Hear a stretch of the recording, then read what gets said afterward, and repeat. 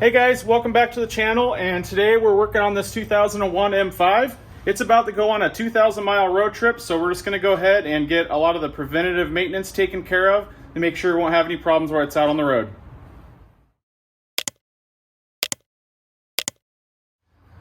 So I have the service history on this car all the way back to when it was new, and the way the car currently sits, it's about 84,000 miles on the chassis. So it's a moderate mileage vehicle. It's not high, it's not low. There is still some things that need to be taken care of so it can hit this road trip trouble-free. About a year ago, I went through and did a first round of maintenance on this car. So some of the things that I addressed then were spark plugs, valve cover gaskets, all of the power steering hoses, thermostat, drive belts, and a few miscellaneous odds and ends that were taken care of at that time. Now, this car has actually spent probably the last 8 years seeing very little mileage and doing a lot of sitting.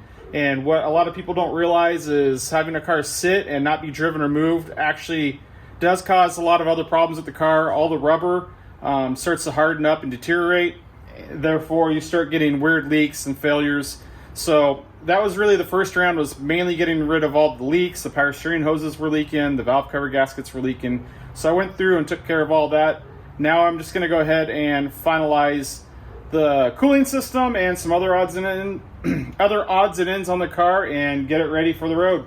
All right, guys, for this round of work, is what I'm going to go ahead and do is it's really a cooling system overhaul. So naturally, a new expansion tank, new radiator, all new hoses. So everything you see here is all OEM BMW with the exception of the radiator. That was simply a cost reason. So I purchased all the hoses, all the OEM BMW parts, actually from the dealership that I used to work at years ago. I still have a great relationship with them. And I went to FCP Euro for the radiator because it's still a Molly or the Bear radiator, which is the factory manufacturer, but it's not BMW branded. So I went with them because it's hard to argue with their lifetime warranty on parts, and the price on the radiator is a good compromise from the factory one. Also, while I'm doing all this work, you can see that I'm going to go ahead and replace the fuel pump. Again, I got that from FCP Euro because that's the only place you can get a direct replacement drop-in pump without the entire cylinder. I'm going to throw a fuel filter at it, some air filters, typical oil change with a little bit that we're going to talk about with some additive in there, which is important on these older cars, and also a Vanos line. Now, I only have one of the Vanos lines. The other one's still on back order, but I need to get this work done and put on the car. So we're just going to go throw this one on now, and when the other one comes back in, we're going to toss it on.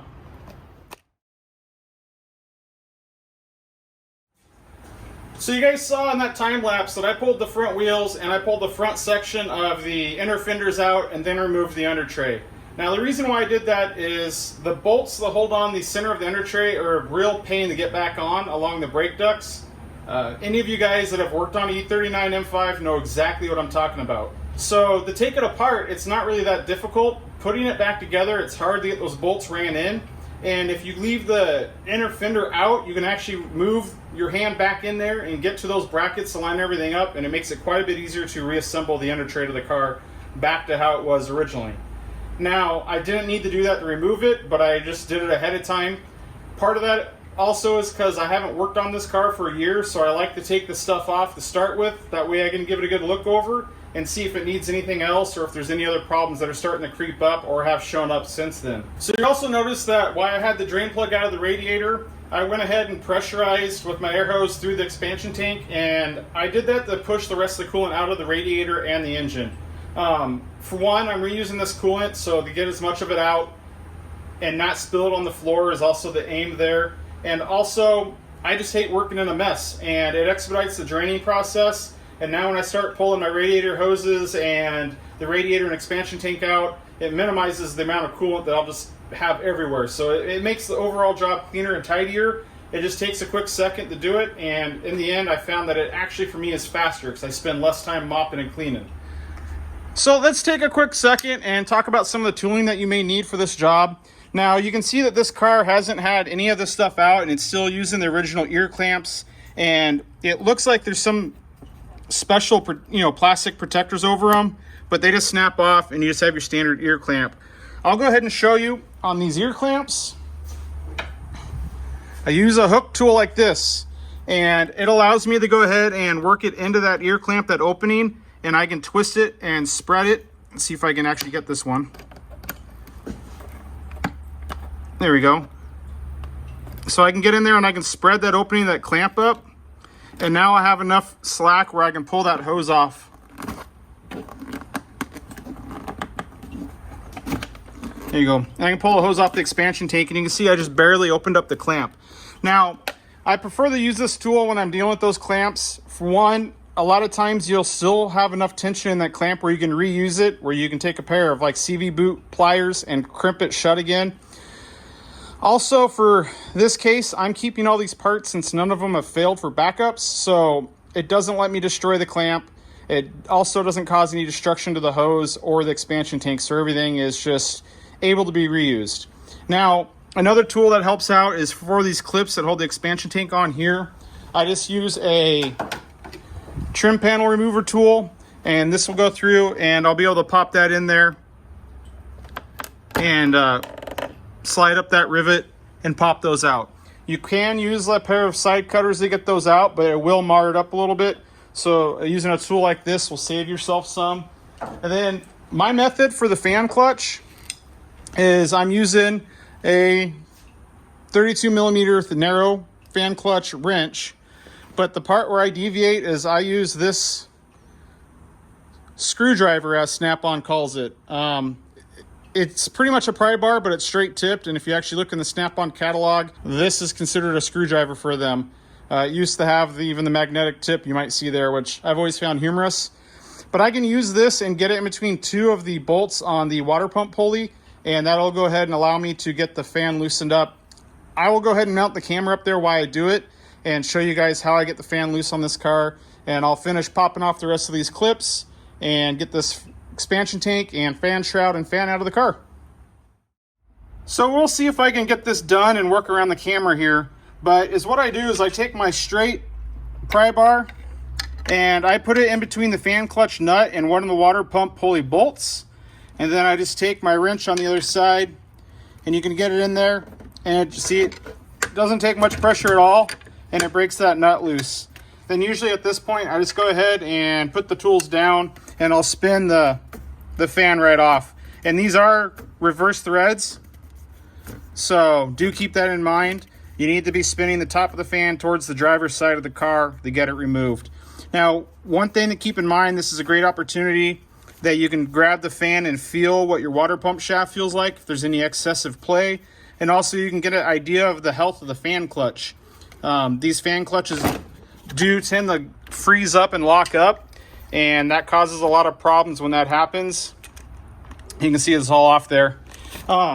I've actually seen that when the fan clutch locks up and the engine is revved up to a higher RPM, that fan will come apart. I've actually seen it come through the hood of a car. Seen that happen several times while I was back in the dealership. So definitely keep an eye on your fan clutch. Make sure that when it gets hot or at higher RPM, it is disengaging. Otherwise, you're going to have some big problems. Another helpful tip is on these hoses, especially these that have been on here for quite a long time. You can see that I have the clamp off, but if I go ahead, the hose is still on pretty tight. And since I want to reuse these or keep these as spares, again, my hook tool that I'm very fond of, if you just come and you can gently work it in between the hose and the metal, because of the heat cycles and time, that hose kind of forms a seal on there. So you just kind of gently work it around the perimeter of that, making sure not to poke into the hose. But once you do that, it's pretty much effortless to pop off a hose. So just another little tip, especially if you're trying to reuse things. If you have a damaged hose, you're not reusing it, sometimes you can just take a slit with a razor blade and slit the hose open and use a screwdriver or whatever. You can be more aggressive with it, but when you're trying to preserve it, I do spend a little bit more time and care, so that way I don't damage the surface and I have a reusable backup. All right, the radiator's out, and I have a couple talking points that came to mind while I was doing that I want to go over with you guys. Now, the first one is I was saying that I was going to go ahead and reuse my coolant. So I did this pretty much subconsciously. I had my drain bucket with my coolant underneath the car, and before I removed the radiator, I took the drain bucket out. I poured the coolant into my 5-gallon bucket, and I also filtered it so there was no dirt or anything that got in there. But the big thing is before you remove the radiator, if you're going to do what I'm doing and keep the coolant there, get the coolant out from underneath the car, because if you look, down in here on the backside, there's just a tremendous amount of dirt and crap. And if you look at the old radiator on the front side, it's just full of it. So as soon as you move that radiator, all of that stuff falls down on the floor, as you can see right there. And that's gonna get in your coolant. And if you're reusing the coolant, obviously you don't want that in there. That's something I've just learned through the years because I've had it happen to me and I got tired of dealing with it. So be conscious, be aware of that. Another thing that I found humorous here on these radiators is you can see on the one I pulled out of the car, you can see there it's a Bear, made in Germany. We have our part number and the BMW logo that's cast into it. Like I said, these radiators are identical. This one is a Bear, made in Germany, and you can see where they had to grind off the BMW logo there because it's not sold as a BMW part. Like I mentioned, that radiator from BMW is twice the price. So I'm getting the exact same thing and not paying the premium for the dealership. Some parts it's not worth going outside of that way for me. I'd rather keep the BMW parts, but on this one, that's the route I went. Now on the radiators, there is rubber feet that go here on the bottom where they sit onto the chassis. So be sure that you transfer those over. Sometimes they fall off when you're removing it. They kind of get hit on the power steering or AC lines. And there's also rubber grommets that sit up here in this top groove on the clamps that hold them on. You can see it's still on there. So be sure that you have those and that those don't come off. One of the other talking points here, guys, is since I have the radiator out, the fan shroud, and the air box, air boots, I have tons of access and a straight shot at this Vanos high pressure oil line. For those of you that don't know, these cars run 100 bar of oil pressure. They run the Vanos or 1500 PSI. So there's these braided stainless steel oil lines here, and there's one here for this accumulator. These have been known to fail, and when this fails with running that much oil pressure, it is a massive and rapid oil leak and loss. So I'm not too interested in dealing with that, so I'm going to go ahead and replace that line with the new one. Now, like I mentioned earlier, my accumulator line is on back order still. I'm waiting on that from Germany, so I'll go back and do that once it comes in, but I'll go ahead and take care of this main feed line right here to both of the Vanos units. Now, both of my units previously have been rebuilt, so I don't have to really worry about any Vanos issues with this car, and this is the kind of the last piece of insurance to take care of these lines. One tip when you go ahead and replace this line is definitely replace all the copper crush fittings, but what I'll do is I'll go ahead and put these ends on first and leave that bolt loose, just enough to keep it started on both ends, and then I'll go ahead and bring the second bolt in, and that will allow it to have the proper natural curve and this right angle here. So I'll start it with these outer bolts, bring this bolt in and tighten it, and then I'll go ahead and tighten these bolts once I'm done. So I'm gonna go ahead and set the camera back down. I'm gonna get this Vanos line replaced. We're gonna start working our way, putting the radiator and everything back together in the car, and we'll move on to some of the other projects.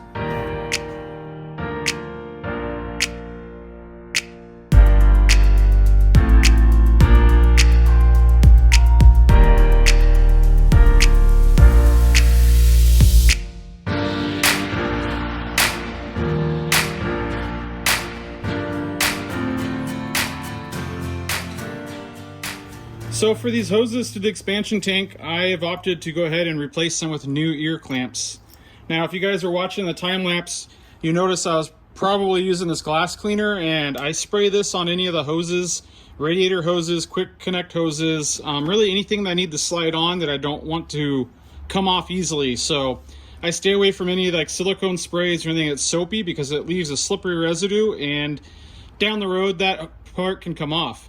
Glass cleaner is mainly alcohol, so if I spray it on something, it's going to allow me to slide it on nice and easy, and then it evaporates and it was like nothing's ever there. So I use this quite a bit to install various rubber hoses and lines, which I'm going to do here to aid with getting this ear clamp slid on it. So I just blast a little in there. Now, I grabbed 2 different size clamps because this vent hose on the side is a little smaller in diameter, but you can see that it just lets me slide it in place even though that clamp is actually pretty tight and doesn't want to move very much. And this one is a little larger, so I had to up the clamp size. So from there, I just use a pair of pliers that are traditionally for CV boots to crimp these clamps on there.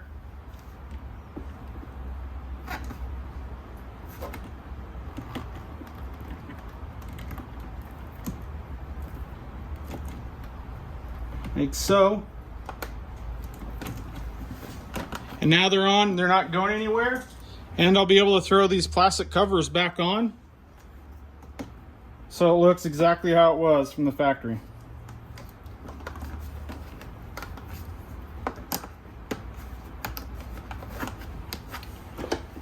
There we go.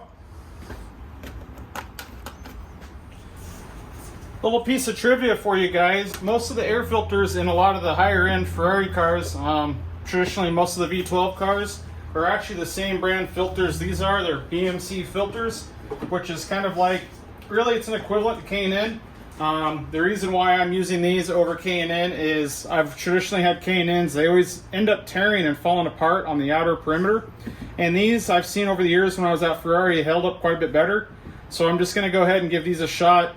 I'm not really too worried about using an oiled element in my airflow meters, because I traditionally will go ahead and just clean out my airflow meters with airflow meter cleaner during my oil changes, and I've never really personally encountered a big problem doing that, even though you do get some oil on the airflow meter. So I'm going to go ahead and throw the air boxes on, and then we'll get to filling the cooling system up.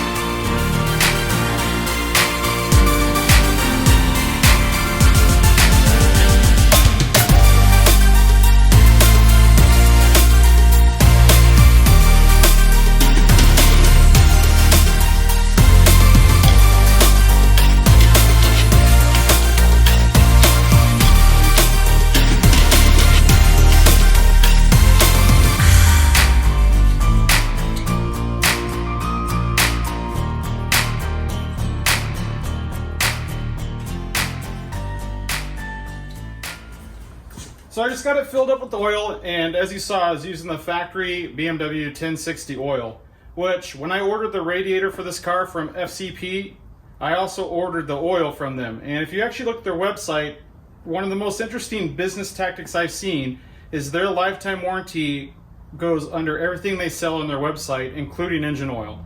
And they actually have instructions on their website on how to send back your used oil to get more oil for free. I see what they're doing there business-wise, because it's driving more traffic to their site, buying other components. And I think it's a small expense that they have for, in the long run, it's better for customers. But hey, I'll take it. So one thing I wanted to cover with this is engine oil additives, and this does not apply to just an M5, it's really any older car. So specifically, depending on the type of engine you have and valve train. And the main thing that we're talking about here is if you have metal on metal for the valve train, like a flat lifter bucket and the cam riding directly on it. If you have something that's a roller lifter where there's actually a roller wheel rolling on the camshaft, this doesn't apply as much. But what a lot of people don't know is the EPA and the government have actually driven oil manufacturers to remove a lot of the zinc and phosphorus from the oil, starting from the mid-90s up to current. And the reason for that is they found that the zinc and phosphorus is harmful for the catalytic converter, and I've seen claims that it causes a lot of carbon buildup in the cylinders and ports, which I find that part humorous because direct injection is way worse on carbon buildup in ports. But anyways, modern oil, say even this 1060, that is the BMW oil, that was what BMW has for this engine, it has changed quite a bit from when the oil was being developed and made back in 2000, 2001 when this car was new. So since they've removed all that zinc and phosphorus, is what you need to be doing is running an additive in there. Now this is Redline and they dub it as engine oil break-in additive.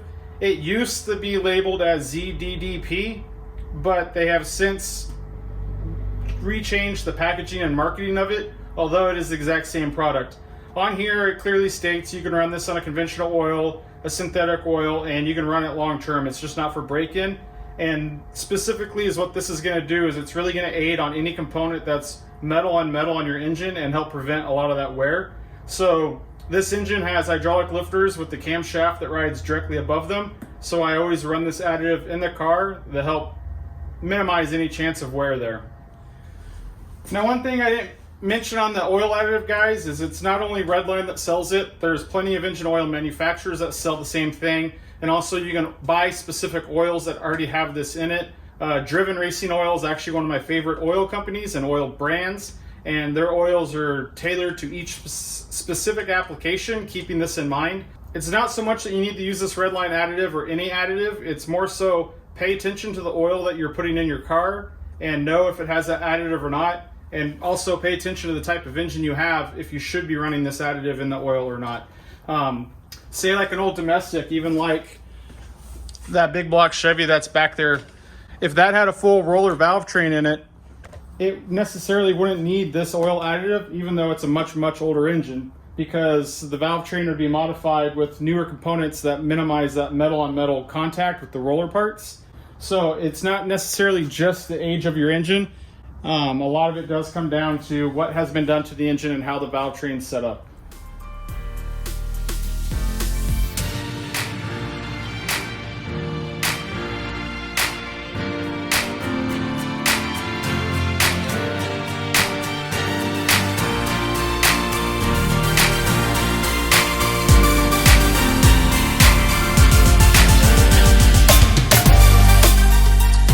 When you're replacing your fuel filter, if you want to see how dirty it is, you can see the inlet, and I've already taken it and kind of hit it on the bottom of this drain pan to get everything to start flowing backwards out of the bottom.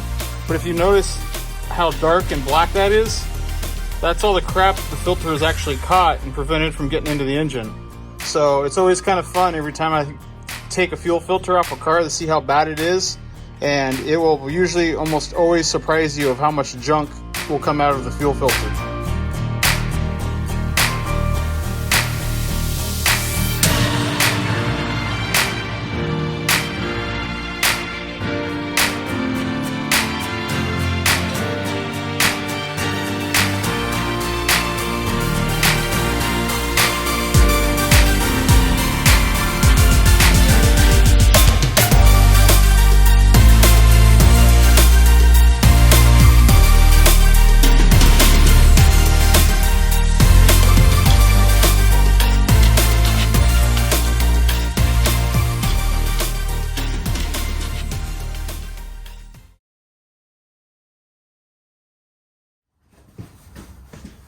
Alright, so now it's time to go ahead and tackle the fuel pump now that the filter is done and installed. And rear seat, just pop straight up, give it a good tug, and you can take it out. So I'm going to go ahead and get the seat out, then I'll be able to move the camera closer so you guys can see what I'm doing to work the fuel pump. Now, like I mentioned, you can't get a replacement pump from BMW. It comes as a complete cinder, and it's outrageously expensive. From FCP is the only place I've seen it. They sell a direct drop-in replacement Pierberg pump that will replace the pump that's in there, so I can retain my sending unit, everything will be fine. Now, since I'm doing this as preventative maintenance, try to be nice on yourself and do it with as little fuel as you can in the tank. I'm unfortunately at about 3/4 of a tank, so I think I'll be fine and not have to worry about it leaking out from the top, but I'll have to deal with the fuel as I reach down to pull the cinder out. Let's get to it.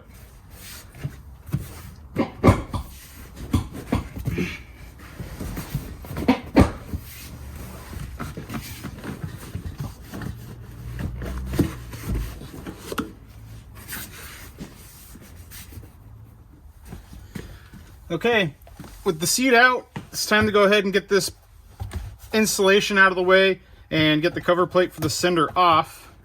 And judging by the looks of this one, it has never been out before.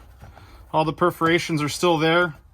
So just very carefully go ahead and pop those free.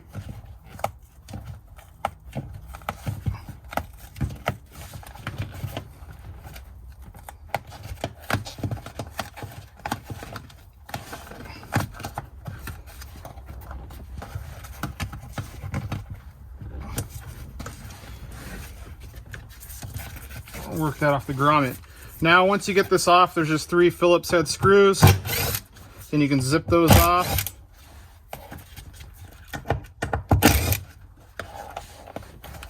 And then you can lift the cover plate out of the way. And finally disconnect the electrical connector, which will give you full access to remove this cover plate. So from there, it's just a quick disconnect here for this fuel line. So you want to be sure to push down on it as far as you can, and then you pinch in on the sides, and then you can lift and twist up and it pops off. And this, you just kind of have to work around while it's in there. On the fuel cylinder retaining ring here, you can see there's some lugs. There's a special tool from BMW that you can put on here and spin it off, and it's counterclockwise. I have seen a lot of people that just go ahead and use a hammer and a screwdriver and knock that off, but I was able to buy a aftermarket tool pretty inexpensively, so that way I don't have to beat on it. And I plan on keeping this other fuel pump I take out and the tool in the car with me at all times in case I ever need it. I kind of have the stuff to replace it if I ever have a failure. So to go ahead and get the sender out from here, it's held in by 2 things. The fuel pump is detached from the sender and held on with a corrugated hose, and then you have the fuel sender arm off to the side right here. So you don't want to just pull up, because you could break the top of the sending unit and the arm. In order to get enough slack to work the sending unit out with the fuel level sender, pull up on the corrugated hose, which goes from this top plate to the fuel pump, and then you'll have enough room to maneuver this top piece to get it all out without damaging it. So it takes a little bit of finesse, but you can pull up on this corrugated hose here, and then you can see that that really frees up my sending unit, and I can focus on getting the arm and the float out right there.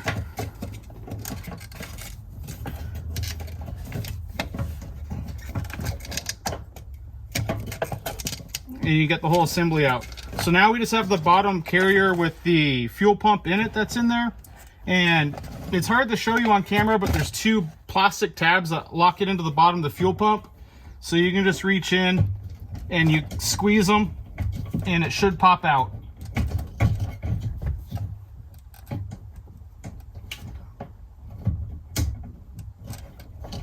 There we go. And you'll see the basket and the fuel pump right there. So I'm gonna go ahead and drain this fuel and then get it on the bench, and we're gonna swap out the fuel pump.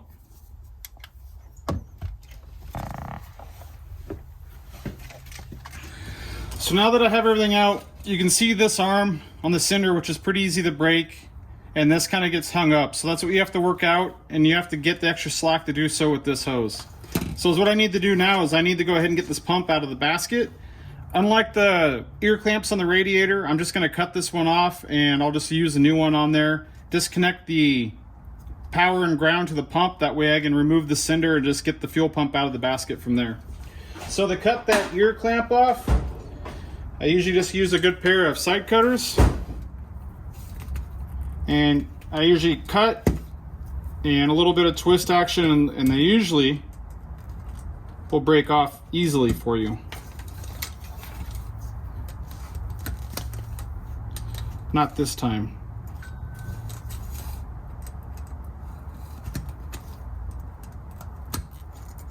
There we go. So that one didn't cut very easily, but I was able to detach one end and work the clamp off.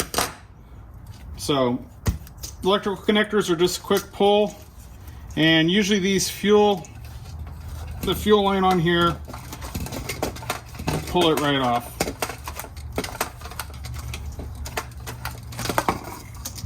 All right, so we just have the fuel pump in the basket.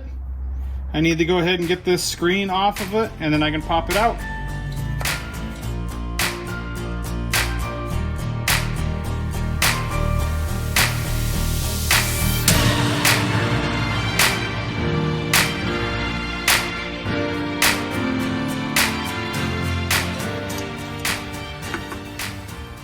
All right, so here we are, the old pump out, and with the new pump you can see that, again, just like the radiator, it's completely identical. Pretty much the same part without the BMW logo. So it's a good solution. So what I'm gonna do is go ahead and get this pump thrown back in, get everything reassembled, and it's just the opposite of how I took it apart. And we have one more thing that I'm gonna cover what I'm doing to this car for the road trip. So hang tight and let's get this fuel pump back in.